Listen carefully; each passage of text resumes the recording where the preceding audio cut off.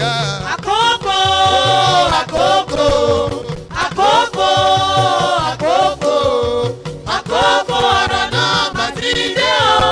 Ará ilé èrò ọ̀nà tètè máa bọ̀. Wá gbọ́rọ̀ ìyè kó léyè. Everything called essential will never be your portion in the name of Jesus. Àkókò, àkókò, àkókò ọ̀rọ̀ náà mà ti dé o. Ará ilé èrò. No, but you are a liar. I will pull you down. Shall be well with you. Àkókò,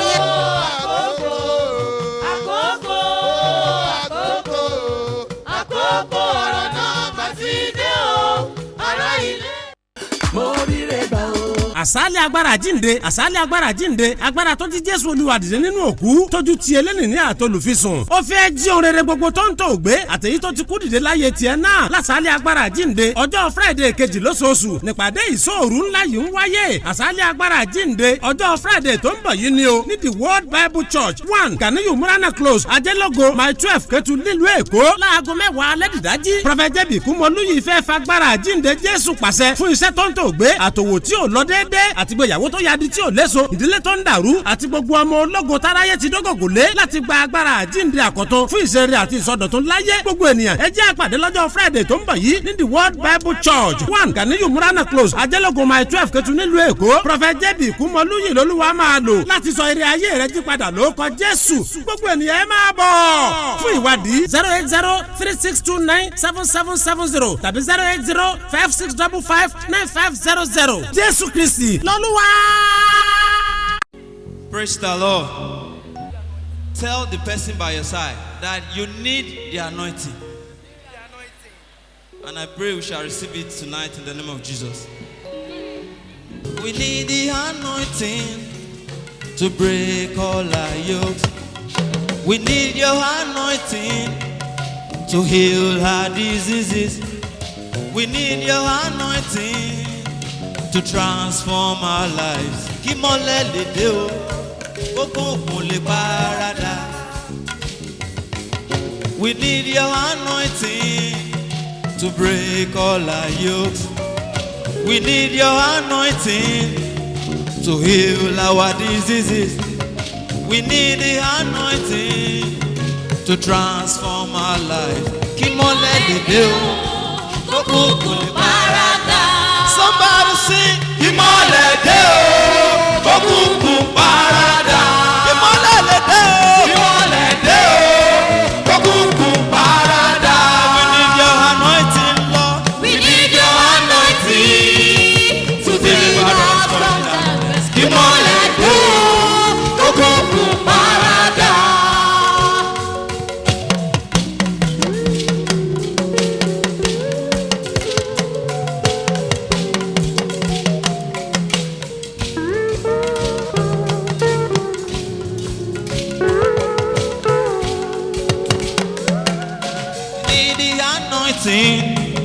To set the captives free.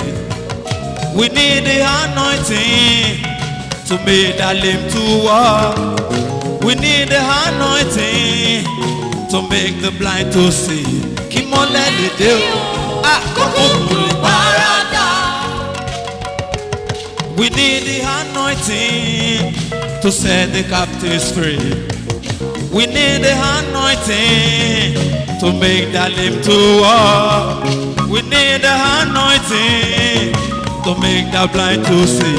Kí mọ́lẹ̀ lè dé o, òkùnkùn paradà. A ní kí mọ́lẹ̀ dé sẹ́, kí mọ́lẹ̀ dé o, òkùnkùn paradà. Kí mọ́lẹ̀ tètè dé o, òkùnkùn paradà. We need the anointing, Lord. We need your anointing to deliver us from darkness. Kí mọ́lẹ̀ dé o, òkùnkùn paradà.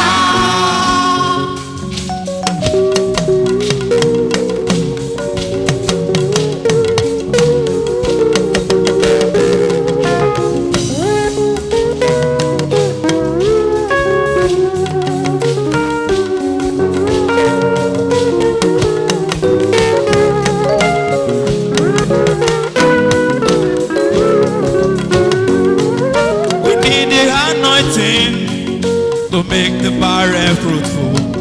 We need the anointing to make that deaf to hear. We need your anointing to make that dumb to speak. Ìmọ́lẹ̀ dìde o, òkùnkùn paradà. We need your anointing to make the barren fruitful. We need your anointing to make that deaf to hear. We need your anointing to make that dumb to speak. Ìmọ́lẹ̀ dìde o, òkùnkùn paradà. Ìmọ́lẹ̀ dé o, òkùnkùn paradà. Ìmọ́lẹ̀ tètè dé o, òkùnkùn paradà. We need your anointing, Lord. We need your anointing to deliver us from darkness. Ìmọ́lẹ̀ dé o, òkùnkùn paradà. We need your anointing to make the blind to see. We need your anointing to make that lame to walk. We need your anointing to transform our life. Ìmọ́lẹ̀ dé o, òkùnkùn paradà. Ìmọ́lẹ̀ dé o, òkùnkùn paradà. Ìmọ́lẹ̀ tètè dé o, òkùnkùn paradà. We need your anointing, Lord. We need your anointing to deliver us from darkness. Ìmọ́lẹ̀ dé o, òkùnkùn paradà. I am that I am. Èmi ni tí ń jẹ́ èmi ni.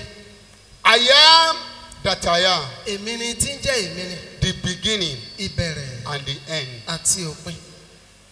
You are worthy to be praised. Ó yẹ ní gbígbéga.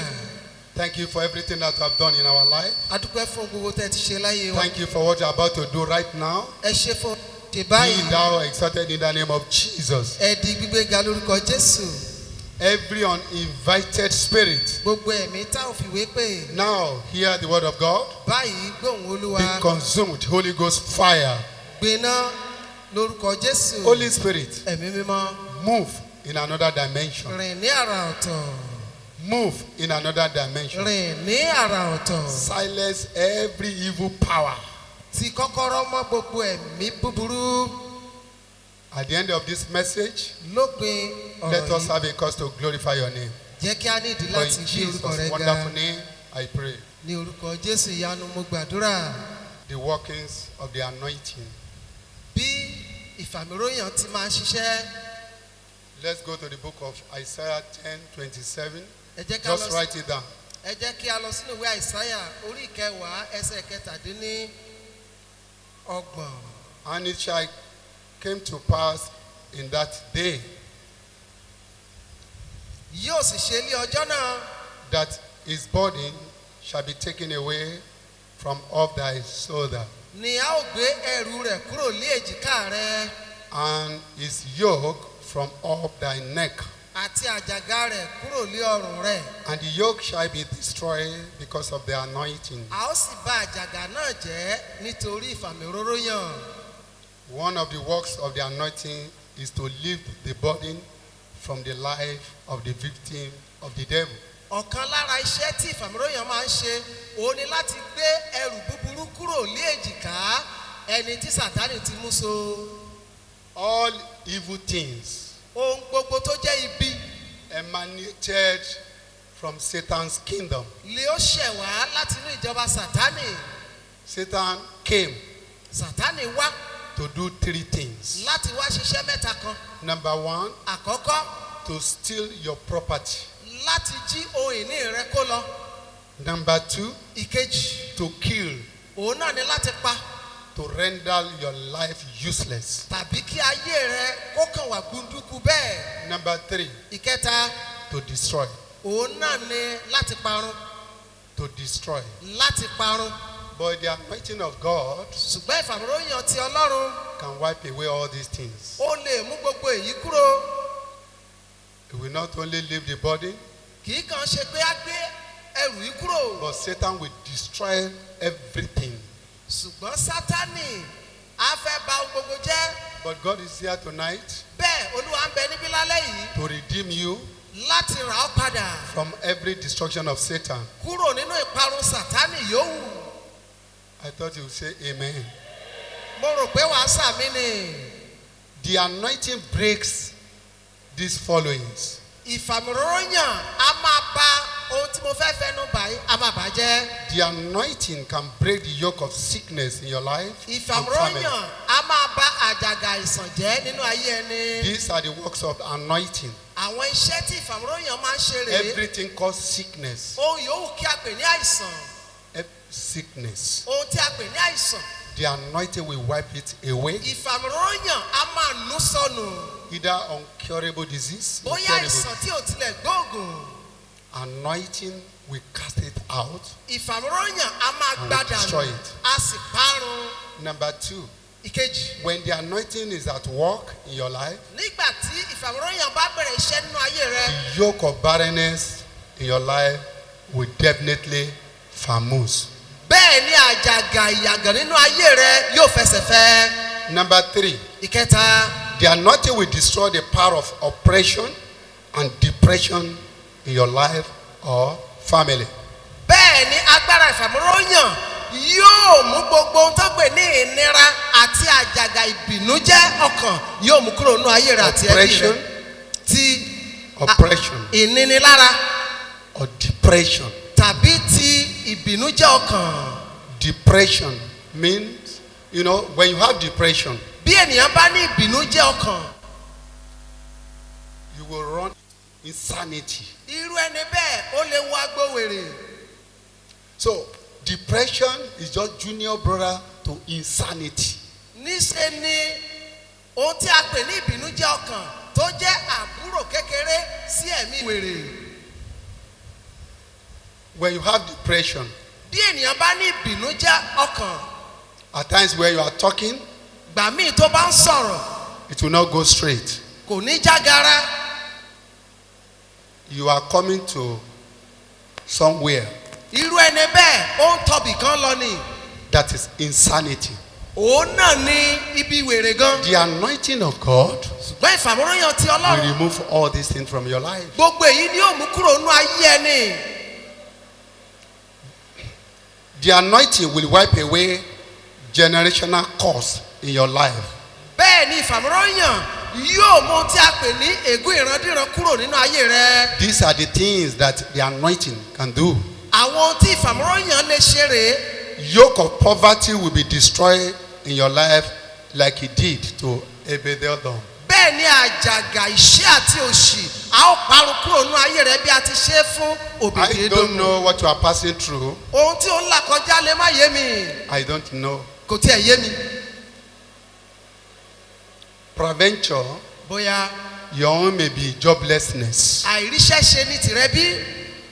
Your own may be poverty and wretchedness. Tàbí bóyá ìṣẹ́ àti òṣì ní tìrẹ. But I'm assuring you tonight Ṣùgbọ́n mò ń fi dá ọ lójú that ní the alẹ́ yìí. anointing of God Ìfàmìróyàn ti Ọlọ́run is here ó ń bẹ níbí. and it will wipe away all tears. Gbogbo omijé gbogbo ni yóò sì nù kúrò. So put your mind at rest. Torí náà fi ọkàn balẹ̀. Today, Lónìí, I'm fully loaded with the a ti anointing. kún mi pẹ̀lú ìfàmìróyàn. And when it is time, Nígbà tó bá tó I àkókò, will release the anointing. màá tú ìfàmìróyàn You jáde. will see how your life will move forward. Wàá rí bí ayé rẹ yóò ṣe bẹ̀rẹ̀ sí Every spirit of jágara. stagnancy, Gbogbo ẹ̀mí dúró lójú kan. end will come to it. Òpin yóò sì dé bá wọn. Now the work of anointing in the life of Jesus of Nazareth. Bí ìfàmìróyàn ti ṣiṣẹ́ nínú ayé Jésù Kristì ti Násárẹ́tì. Act 10:28. Ìwé ìṣe àpọ́stélì orí ìkẹwàá ẹsẹ̀ ìkejìdínní How ogójì. God anointed Jesus of Nazareth with the Holy Ghost and with power. Àní Jésù ti Násárẹ́tì bí Ọlọ́run ti da ẹ̀mí mímọ́ àti agbára lé e lórí. Before he started his ministry, Kí ó tó bẹ̀rẹ̀ iṣẹ́ ìránṣẹ́ rẹ̀. before he started his ministry, Kí ó tó bẹ̀rẹ̀ iṣẹ́ ìránṣẹ́ rẹ̀. he first of all received the power, the anointing, Níṣe ló kọ́kọ́ gba agbára ìfàmìróyàn. who went about doing good Ẹni tí ó ń kiri ṣe oore. and healing all who were oppressed by the devil. Ó sì ń ṣe dídá ara gbogbo àwọn ẹni tí èṣù ń pọ́n lójú. For God was with him. Nítorí Ọlọ́run wà pẹ̀lú rẹ̀.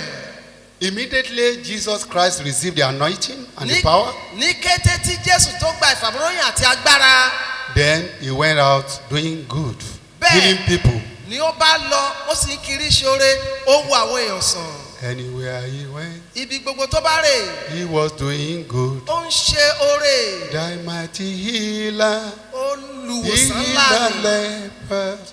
When the cripples saw him, nígbà tí ayarọ rí they started walking. wọ́n bẹ̀rẹ̀ sí ní rìn Anywhere he went, ibikíbi tó bá my lọ Lord was doing good. olúwa mi kiri ṣoore ni After he received that power, lẹ́yìn tó ti gba agbára after náà he received the anointing, tí ó gba ìfàmúróyàn the anointing now catapult him to a higher level. ìfàmúróyàn yìí wá gbé lọ síbi gíga The anointing fortified Jesus to do extraordinary works.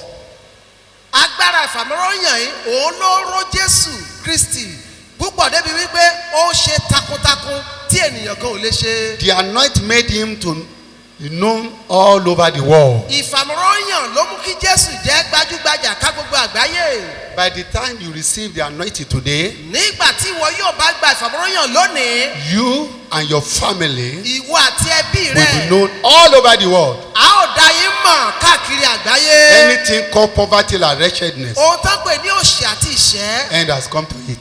òpin ti dé bá náà. The anointing separated him from other prophets in the Bible. ìfàmúróyàn ló fi ìyàtọ̀ sáàrin Jésù àti àwọn wòlíì mìíràn nínú Bíbélì.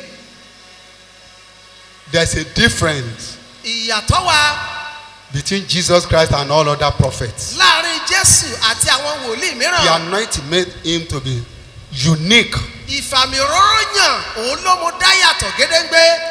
The anointing empowered him to teach his audience with power and authority. ìfàmìróyàn ló mú kí Jésù kó máa kọ́ àwọn ènìyàn pẹ̀lú àṣẹ àti Luke agbára. 4:32 says something very powerful. ìwé Lúùkù orí kẹrin He said, ẹsẹ̀ ìkẹta 32. ẹsẹ̀ ìkejìlélọ́gbọ̀n ó sọ nǹkan tó ní agbára. And they were astonished ẹnu sì at yà wọ́n his doctrine, sí ẹ̀kọ́ rẹ̀ for his word was with power. nítorí tàṣẹtàṣẹ lé ọ̀rọ̀ rẹ̀. He taught his followers, ó ń kọ́ àwọn tó ń tẹ̀lé. taught his people. ó ń kọ́ àwọn ènìyàn rẹ̀.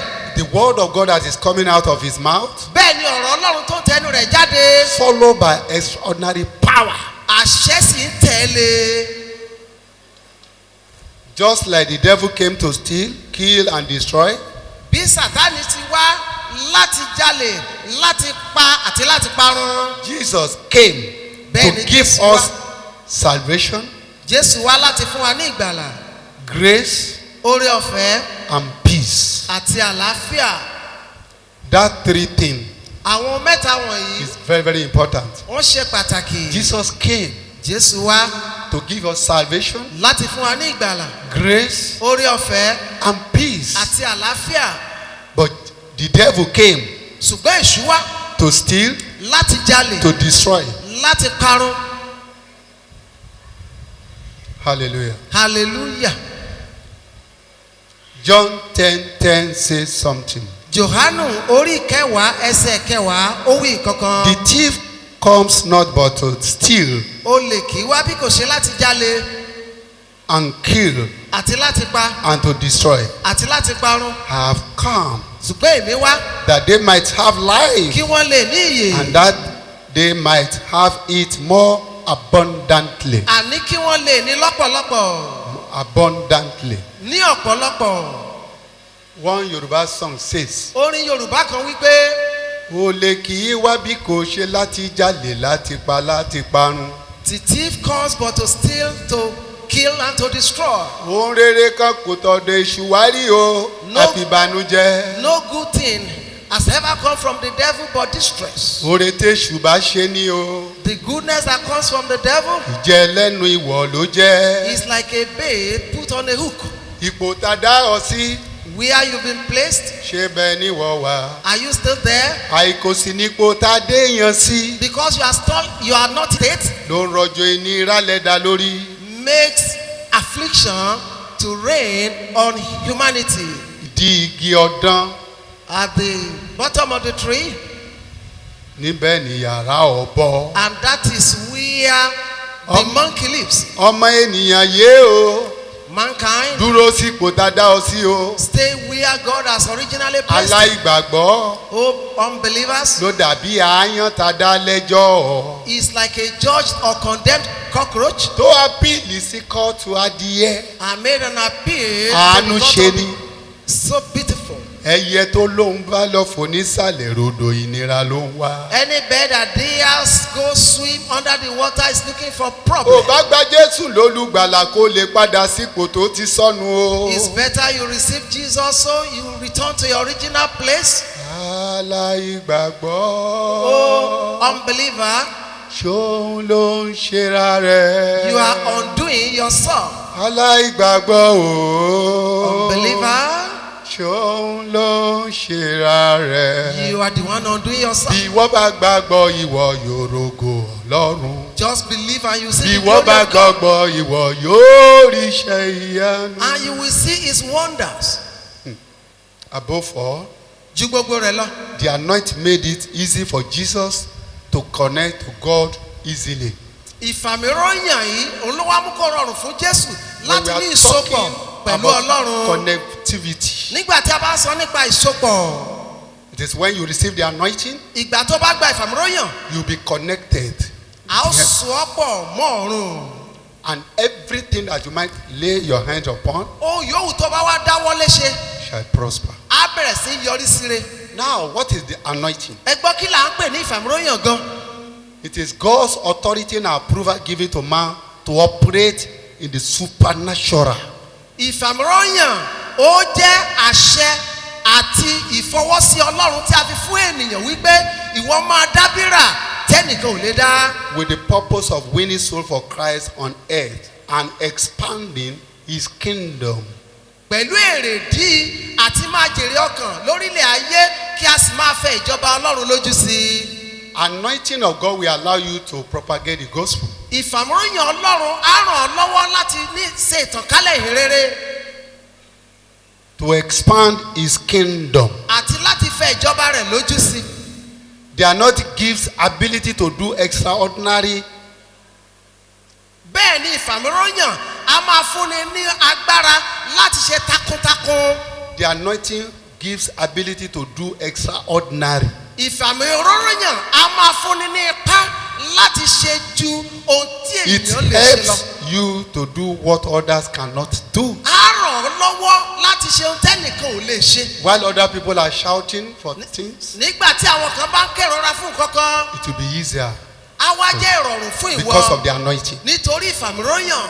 The anointing renders your enemy redundant before you like Goliath before David. Ìfàmìíràn a máa sọ ọ̀tá ẹni dídìrín níwájú ènìyàn bó ṣe ṣe sí Gòláyátì níwájú Dáfídì. Those who are pursuing your destiny, Àwọn ẹni tó ń lépa àyànmọ́ rẹ, those who are trying to bastardize your life, àwọn tó ń gbìyànjú àti ṣayé rẹ báṣubàṣu. the anointing of God will make them redundant. Ìfàmìíràn á sọ wọ́n di It dídìrín. will render them useless. Á kàn sọ wọ́n di ẹni tí ò wúlò. They will not be able to do anything or to harm you. Wọn ò ní lè ṣe nǹkankan, wọn ò ní lè pa ọ́ lára.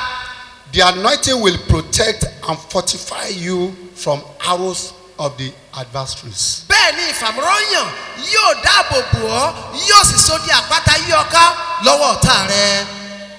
You know, every day, Ní ọjọ́ gbogbo, enemy is pursuing you. ní ọ̀tá ń lé ní. As you are progressing, Bí o ti ń tẹ̀síwájú, the more you are progressing, bí o bá ti ń tẹ̀síwájú sí, the more the enemy pursue you. bẹ́ẹ̀ ni ọ̀tá yóò máa lépa rẹ sí. As you are clapping the lamp of success, Bẹ́ẹ̀ ni bí o bá Ladder. ti ń gun àkàsọ̀ àṣeyọrí, they are following you. wọ́n ti ń gún tẹ̀lé ọ To bring you lẹ́yìn down. láti fà ọ́ lulẹ̀. But the anointing of God Ṣùgbọ́n ìfàmìíràn will Ọlọ́run never allow them láyé kò ní gbà wọ́n láyè to harm you. láti ṣe ọ́ ní All ìjàmbá. your adversaries, Gbogbo àwọn olódì rẹ, the Lord will render them useless. Ọlọ́run á sọ wọ́n di ẹni tí ò lè jà. Hallelujah. Hallelujah. Hallelujah. Hallelujah. mo ríre gbà o. àṣálẹ̀ agbára jíǹde àṣálẹ̀ agbára jíǹde agbára tó ti Jésù Olúwa dìde nínú òkú tójú ti eléni ní àtolùfisùn ó fẹ́ jí ohun rere gbogbo tó ń tò gbé àtèyí tó ti kú dìde láyé tiẹ̀ náà lásàálẹ̀ agbára jíǹde ọjọ́ Friday kejì lóṣooṣù nípàdé ìṣòru ńlá yìí ń wáyé àṣálẹ̀ agbára jíǹde ọjọ́ Friday tó ń bọ̀ yìí ni o ní the World Bible Church 1 Ganiyu Murana Close Ajẹ́lógo mile 12 Ketu nílùú Èkó láago 10 alẹ́ dìdájí Prophet J.B. Kúmọlúyì fẹ́ fagbára jíǹde Jésù pàṣẹ fún iṣẹ́ tó ń tò gbé àtòwò tí ò lọ déédéé àti gbéyàwó tó yadi tí ò léso ìdílé tó ń dàrú àti gbogbo ọmọ ológo táráyé ti dógògò lé láti gba agbára jíǹde àkọ́tún fún ìṣeré àti ìsọdọ̀tun láyé gbogbo ènìyàn ẹ jẹ́ àpàdé lọ́jọ́ Friday tó ń bọ̀ yìí ní the World Bible Church 1 Ganiyu Murana Close Ajẹ́lógo mile 12 Ketu nílùú Èkó Prophet J.B. Kúmọlúyì lolúwa máa lò láti sọ eré ayé rẹ jí padà lórúkọ Jésù gbogbo ènìyàn ẹ máa bọ̀ fún ìwádìí 08036297770 tàbí 08056559500 Jésù Kristi lolúwa.